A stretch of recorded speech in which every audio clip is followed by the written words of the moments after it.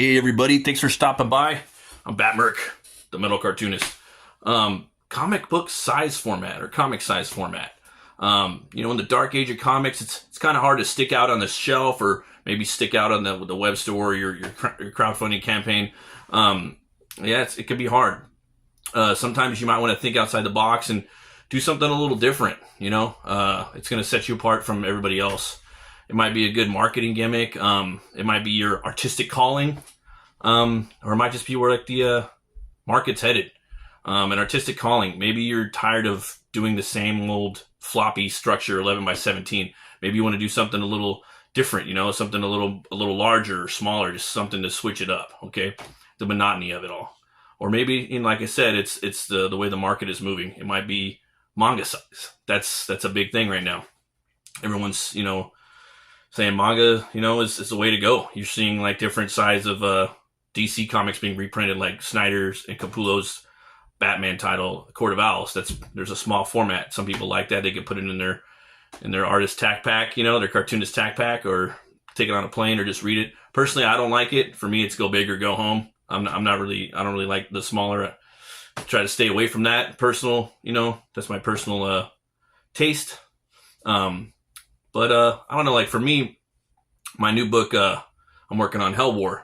It's going to be a square format if I could keep it that way. That's my, it's also tied to the concept of the story, actually, the way the format is. And I wanted to do something different. I've been inspired by different creators that have done things that way. Okay. And also, it's just a fun sequential artistic journey for me. So I'm going to be doing that, hopefully, God willing.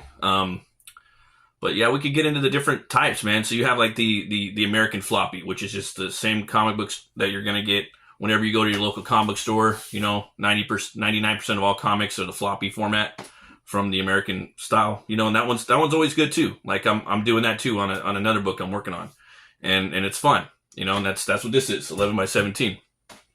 Okay. Can't go wrong. Say you're experimenting with one thing, you want to jump back to that format. Okay.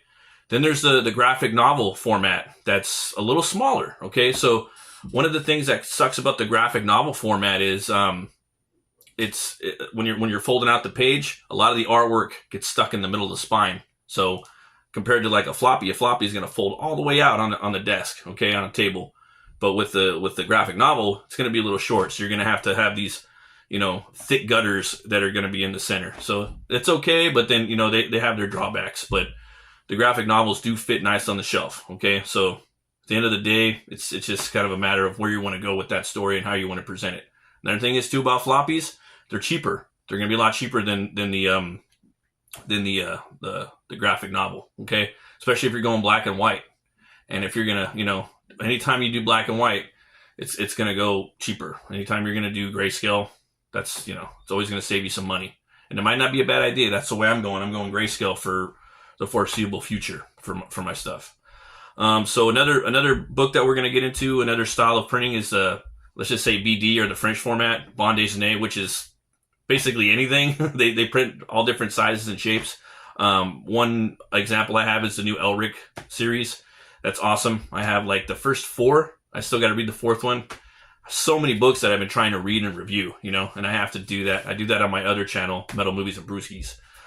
But the Witcher, or I'm sorry, not the Witcher, the HELWÄR book. Witcher's a ripoff of HELWÄR. The way that they're doing that, it's awesome format. Any type of those French books, it's really good. They have another one by Titan that's putting out here, is the Sumerian one. Again, that one I believe is a bigger format. It's also hardcover. That's another way you want to look at it. When you're printing hardcovers, you can put that on the coffee table. It's a good talking piece. People come over and they're a little more open to talking about comics and geek culture because of Big Bang Theory, So people are a little more open to it. A lot of people are it just seems like nerd culture is just bigger now. Excuse me. I got a little bit of a cold right now. My voice has been cracking like a teenager. But yeah, man, that's something you might want to think about. For me personally, I don't know. I really like experimenting with the different sizes and shapes, And then you got manga. Okay, we were talking about that a little bit. That's a smaller format, got got a lot of buddies, you know, all over like manga. Some of my buddies are printing their book out or have already printed their books like that, you know. But again, you know, that's my personal preference. I'm not really into that too much, but I do like manga. I like the old shit, you know, like Berserk and Vampire Hunter D, Fist of the North Star, Kira.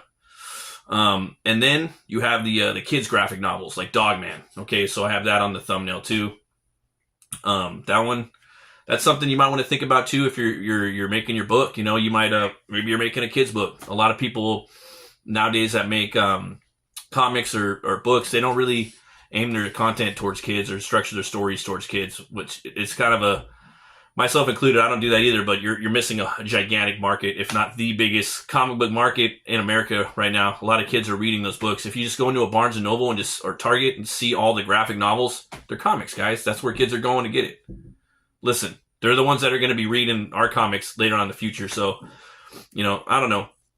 For me, the art doesn't really speak to me. Otherwise, I would be picking those books up and maybe giving them to my kids, but it's hard to organically find a way to make like a kid style comic book though it's gonna, you know, fulfill your artistic and creative needs, but also be there to create and you know, be the type of book that a kid can pick up and be interested in. It's got to be something like the Ninja Turtles or something cool like that, or He-Man. I think you'd have to make something like that.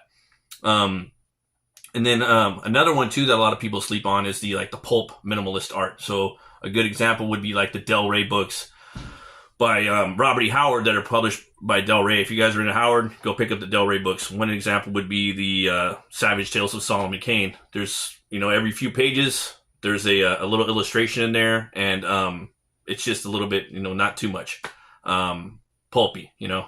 And those are just generally, you know, regular size novel format, you know. But there's a lot of different ways you could take it, you know.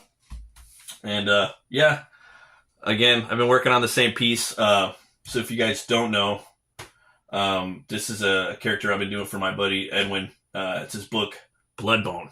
Really cool character I wanted to draw, and he probably knows by now. I probably showed it to him. At this moment, he doesn't even know I've done it yet, but I was doing it, and I just got to sign it. So it's pretty gory. And this is my my thing. It's versus the world, you know, like one person versus the world. That's my that's my shtick. That's my my message. Like you can take anything on, you know. That's what you're fighting for as an artist, I guess. Like at least I am. Everybody kind of has like a little thing that they're fighting for. We'll talk about that on another video, but I do got to sign it. So like another thing is too coming up with your artist signature. You know what I mean? And me, I'm always kind of tweaking it a little bit, but I got mine right here. Let me see if I can, yeah, do it right there. Here we go. Get a little bit of that. It's kind of hard because I'm doing it over the whiteout. So,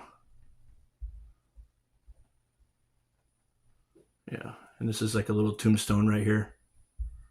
You know, and then you could kind of put a little bit of that right there. We got the 25, a couple dots right there. You know, and there you go. Everyone's got their own little thing going. You have to have your own little signature. Make people know it's you. You know what I mean? Thanks for stopping by, guys. Again, I really appreciate it. I'll see you guys next Monday. And always remember, if an artist isn't starving, then an artist isn't hungry. Stick around for the B-side if you can.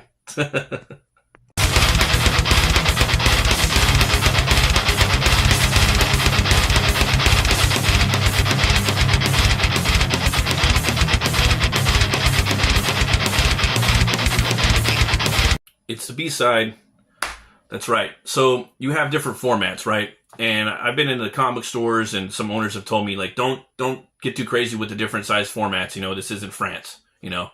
And I think possibly, you know, the different formats might be good for crowdfunding, or maybe you're going to do a web store, okay? So if you're thinking about, I don't know, putting your book in like an LCS, which you should. That's going to be another topic we're talking about. I got so many different topics lined up for this show, man. Or for this channel. It's not gonna be like tutorials. It's more like talking about like getting in there and making comics and the whole just concept of it. Okay, I will do some drawing videos and inking and things like that in the future, but for right now, I just really want to talk about stuff. Okay, I figure there's a lot of those out there already, so people have asked me, and this is why I'm taking this approach for at least the first year or so. Putting your book that's not a traditional floppy format in the store can be kind of challenging. It may cost you exposure with the LCS if you do like a weird size. Now the LCSs, they're open for a floppy and manga size, so unless it's like a really kind of hip or hipster store in LA that you're going to go in there and you're going to talk to the people, you're probably not going to get your book in the store unless it's like a standard graphic novel or floppy size format. Okay, so that's a little nugget for you. Okay, some stores though, like I said, I mean, it doesn't always have to be the hippie store or whatnot, but some comic book stores and bookstores, they're open-minded. They're open-minded to put your book in there, and don't be afraid. Okay, don't be afraid to call somebody or ask for something. Okay, the squeaky wheel always gets the grease. Never be afraid to ask for something. Never be afraid to ask for help. Okay. I know a lot of people are introverts like myself, but you got to be ready to be an extrovert. You got to put that extrovert mask on every now and then. And especially with like crowdfunding, you have to be willing to sell your book, promote yourself, promote your art. No one's going to do it for you. Okay. And so once you make your book and it's printed and everything, you still have to continue selling it until the day you die. You're always going to have to sell your stuff. Okay. You're always going to have to fight for exposure and let people know about your stuff. Be annoying. Get out there. Okay. Don't be too annoying, but just enough, because otherwise no one else is going to do for you. You do have to call these stores though. Okay. Some of them might be in another state. You can mail your books off and give them a percentage of it. Okay. Then that also opens up another dialogue of maybe I should print in black and white, because you might be losing some money if you're going to have to ship all your books to another state just so they could sell it. Okay, which isn't a bad thing. You want to get a readership. Okay, you can make $100,000 on a campaign. Say if you're crowdfunding it, that doesn't really matter at the end of the day. It does. I mean, you're gonna get some money and stuff, but I mean, money does buy happiness to a certain degree. But for me, it's all about the readership, man. You know, that's why I make comics. I want people to read my books. You know, it would be cool to make a lot of money off it, make a living off it, but I really want people to pick it up and read it and tell me it's cool or it sucks and why they hate it or why they don't like it. You know, worst thing is meh. I don't care either way. That's the worst thing. But don't be afraid to get out there and hit up these bookstore owners. Call them up, email them. Okay, get out there and get your books out there, guys. And don't be afraid to experiment with different formats. Okay, like for me, I was really inspired. Again, sorry I'm talking about me, but for my book HELWÄR, I was inspired by like books like 300. All right, you guys ever read the 300 book? You know, the movie 300. You know, This is Sparta. Check out that book, man. It's wide, it's long. Another one that he did was Holy Terror. Okay, that's another book. You know, where he's fighting terrorists by Frank Miller. Another one. He's always innovating and creating new things. Check out the way that book's presented. There's tons of books out there, guys. And sometimes when you're experimenting with different formats, you could draw bigger, you know, you could draw smaller. It's also another way to really flex your artistic sequential muscle, okay? Because you're confining yourself to a different format, okay? Think of like the way Watchmen, you know, the way that they set up every panel in that was kind of, you know, a challenge for him. Sometimes it's good to put yourself in different challenges. You know what I mean? Dave Gibbons that did Watchmen, the artist in there, he confined himself to the 9-panel grid. So that was a challenge. So sometimes it's good to challenge yourself and set standards and boundaries for your work sometimes. Not all the time, but sometimes. Thanks again, guys. I'll see you next time. Time.